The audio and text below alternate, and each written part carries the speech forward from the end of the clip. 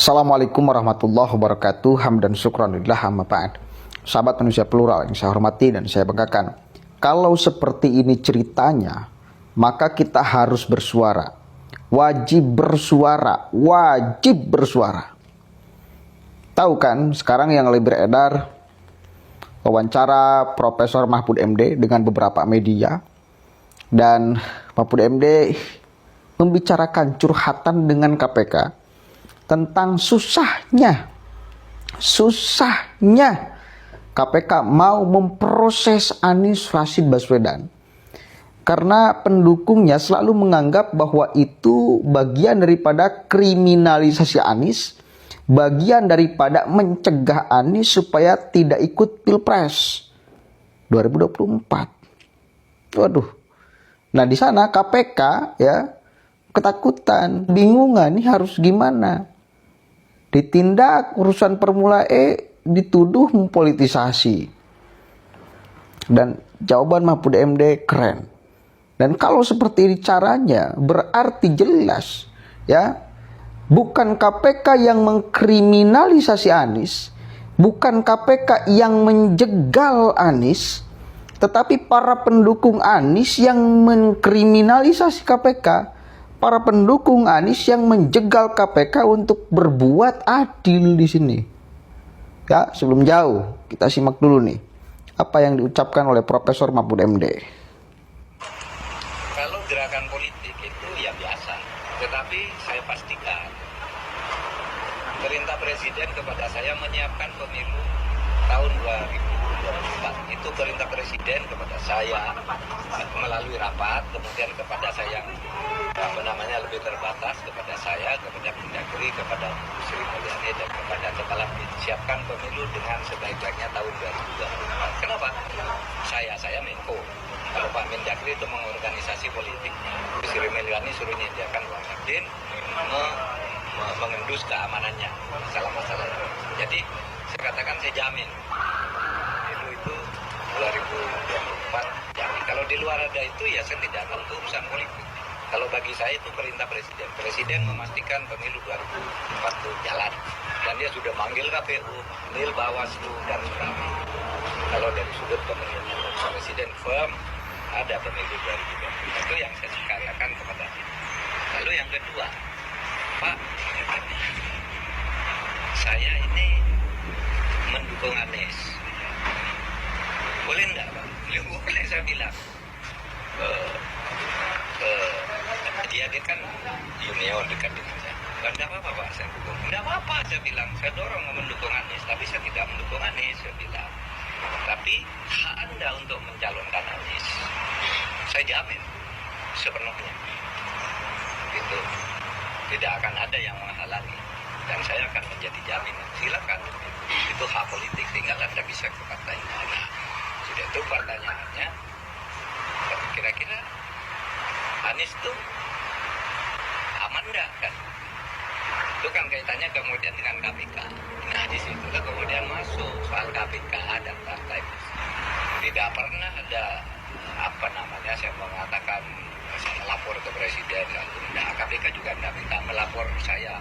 Saya laporkan, tanyakan ke Presiden kalau ini ditangkap apa enggak gitu. Enggak. Waktu itu yang justru diminta saya melapor ke Presiden, ke KPK. KPK minta mohon diinformalkan Presiden bahwa kami akan menangkap Lukas NMB. Itu tanggal 5. Nah, lalu bercampur dengan cerita itu tadi, saya dengar ini bahwa Anies gimana. Nah, lalu saya cerita tentang Anies itu saya tanya, Anies kok jadi ribut mau dipanggil KPK. Nah, KPK-nya tuh begini, Pak, kami ini serba susah. Setiap kami mempersoalkan dana formula dan sebagainya, lalu dituduh mempolitisi, mau menjegal Anies, padahal tidak ada urusannya dengan Anies. Ini temuan BPK, gitu loh. Sehingga kami merasa setiap nyebut ini lalu kami katanya ini menjegal Anies.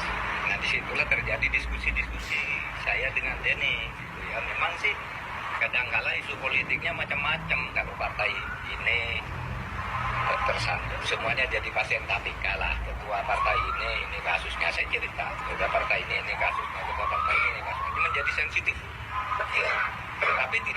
kita minta melapor ke presiden ini harus dijegal tidak ada sama sekali. Itu tafsiran publik aja. Nyatanya tidak apa-apa. Cuma yang saya tegaskan kepada KPK kalau Anda mau menindak ketua partai, menteri atau siapapun, jangan pertimbangan politik. Kalau hukum. Kalau Anda tanya ke saya, Pak, ini ada kasus ini mau ditindak Anda. Kalau saya bilang nggak boleh, nanti jadi fitnah. Saya melindungi orang. Kalau saya bilang boleh, jadi fitnah, saya menjerumuskan orang. Saya bilang pokoknya kalau hukum tegakkan tanpa pertimbangan politik, nggak usah tanya ke pemerintah. Itu kata saya kepada KPK. Memang lalu kemudian disebutlah ketua partai ini kasusnya, ketua partai ini kasusnya. Itu ada sekolah. Musuh partai. Iya kan, yang disebut oleh Denny kan gitu. Iya memang saya diskusi itu dengan Denny. Gitu. Nah ini saya bilang. Tapi pemilu harus jalan. Tapi hukum harus jalan, saya bilang. Itu aja. Nggak ada masalahnya. Serius. Gitu. Oke? Jelas? Satu kali lagi. Kan di sini udah jelas. Berarti para pendukung Anies yang sebetulnya mengkriminalisasi KPK, ya, mencegal KPK untuk berbuat adil memproses Anies. Karena suara bising dan sumbangnya itu cukup nyaring. Ya, berbicara membuat framing di media sosial, wah ini KPK ini udah sengaja menjegal Anies nih. Ternyata sukses membuat KPK kebingungan. Ini kita harus gimana? Kirain saya KPK nggak bakalan bingung. Ya lanjut aja, saya sepakat terhadap apa yang diucapkan oleh Profesor Mahfud MD. Perkara hukum ya kita katakan sebagai perkara hukum. Jangan sampai dipertimbangkan urusan politik. Pertimbangannya pertimbangan hukum, bukan pertimbangan politik. Nah kalau sudah jelas seperti ini, berarti kita sebagai masyarakat harus mendukung penuh apa yang akan, sedang, dan sudah dilakukan KPK. Sekali lagi, kita sebagai masyarakat yang waras, yang menginginkan tegaknya keadilan, tegaknya hukum, tanpa ada intervensi apapun sehingga mengganggu jalannya proses hukum, kita harus mengawal, kita harus mendukung apa yang akan, sedang, dan telah dilakukan KPK.